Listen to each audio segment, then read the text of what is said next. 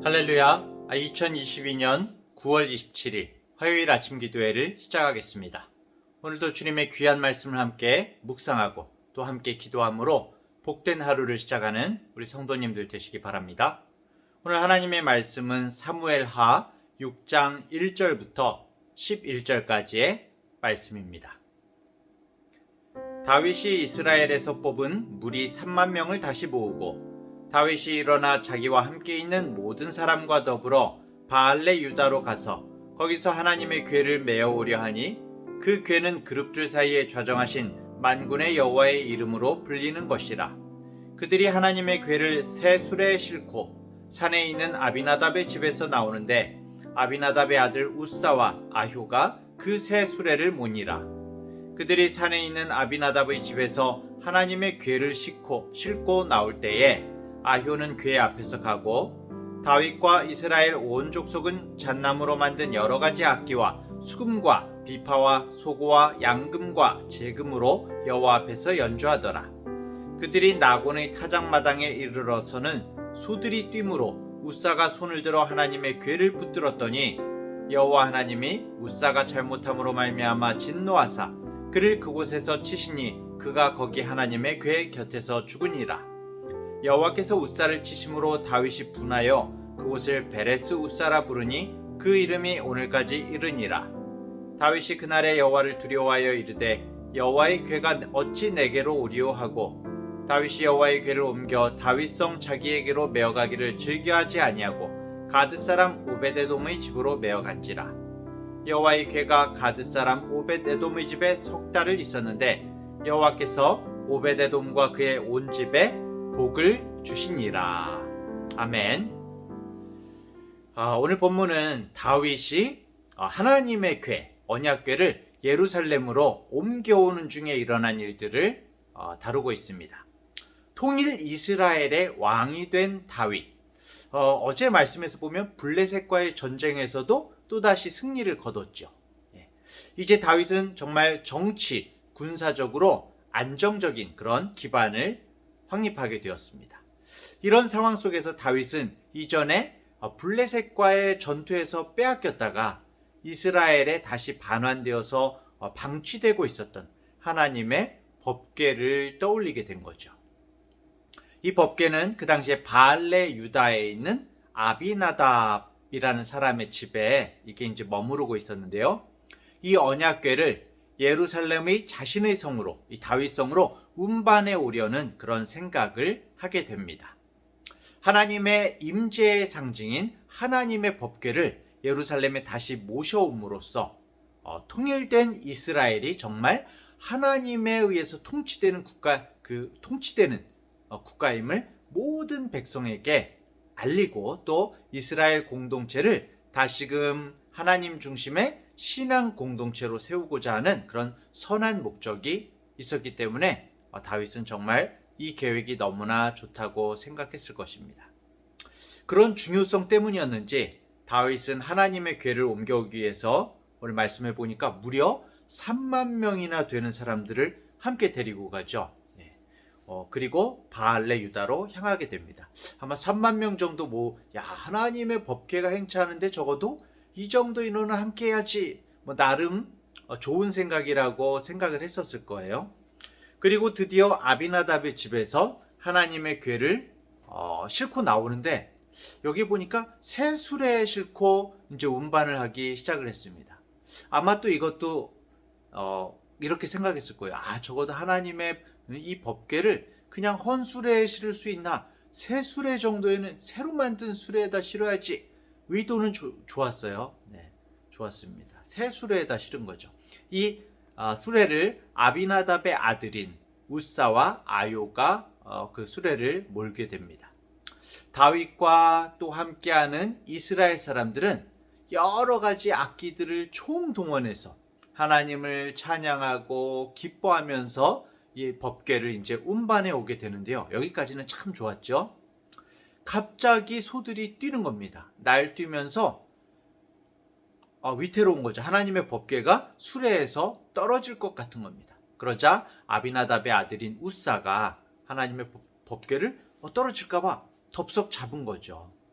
그러자 하나님께서 웃사에게 진노하셔서 웃사를 죽게 하십니다.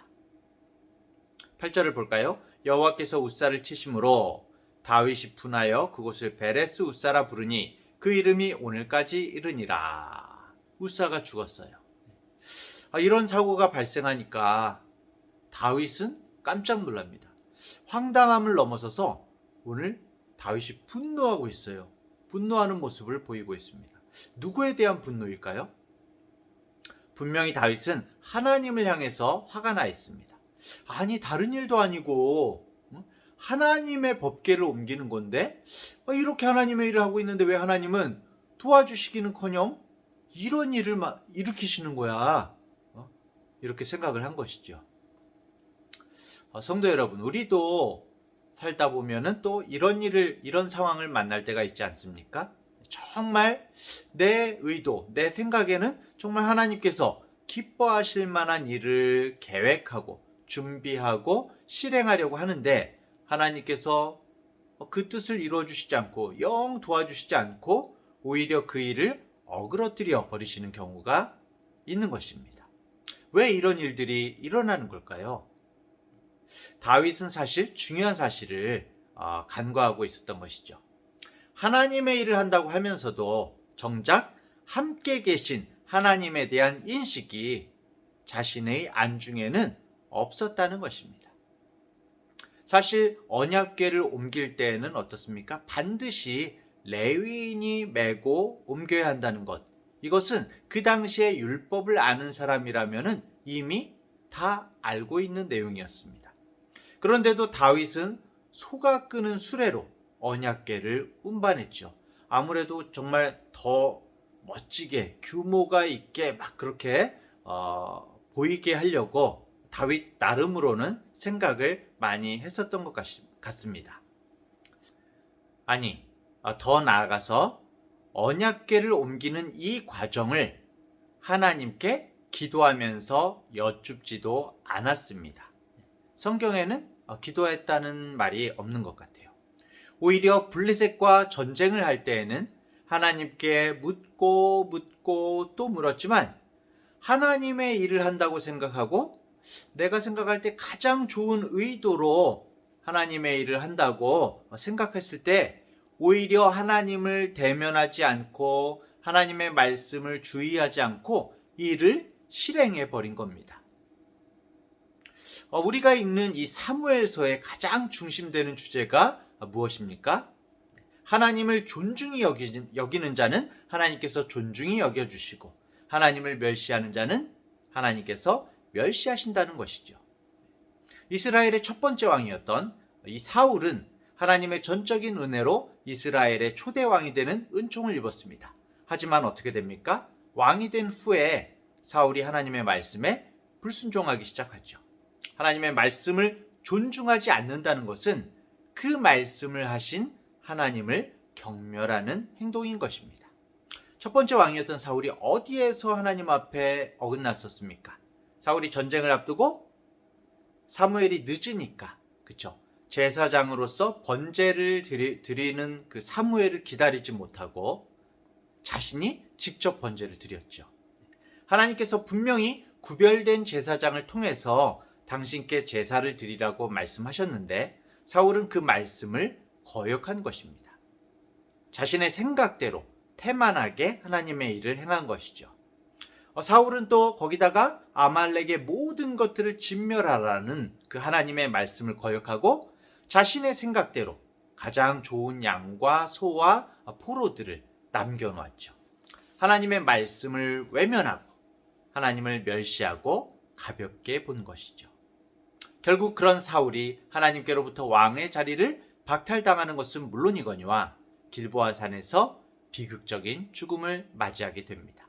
그 모든 것이 하나님의 말씀에 불순종하고 하나님을 가벼이 여긴 결과였던 거죠. 다윗도 이 부분에서 그만 하나님의 말씀을 마음에 두지 못하고 자기 소견에 옳은 대로 행한 것입니다.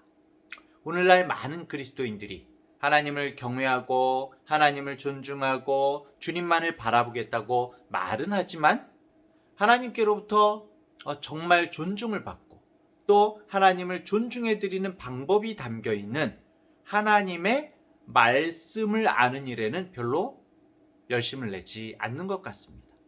하나님을 위해 좋은 의도로 여러 가지로 열심을 내면서도 실은 하나님께서 원하시는 방법이 아니라 자신의 소견에 맞는 방식을 택하고 있는 것이죠.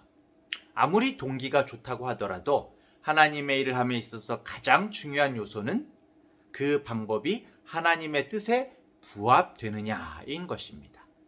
하나님께서 기뻐하시는 방식이 아닐 때에는 하나님을 기쁘시게 해드리기는커녕 오히려 오늘 본문의 우사처럼 다윗처럼 하나님의 진노하심을 불러일으키게 되는 것이죠.